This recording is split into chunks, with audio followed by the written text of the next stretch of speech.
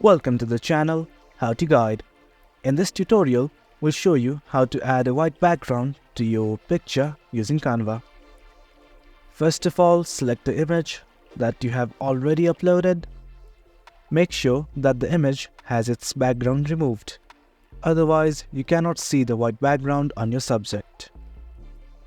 To see the white background, I'm gonna change the background of the artboard to black.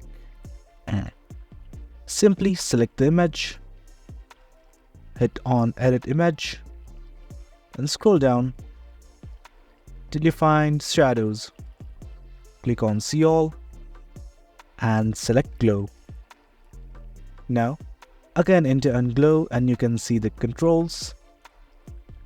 Change the color to white, size, transparency, blur. You can edit these options to ensure you get the best results. Once you're satisfied, click on Apply. And that's how you do it, guys.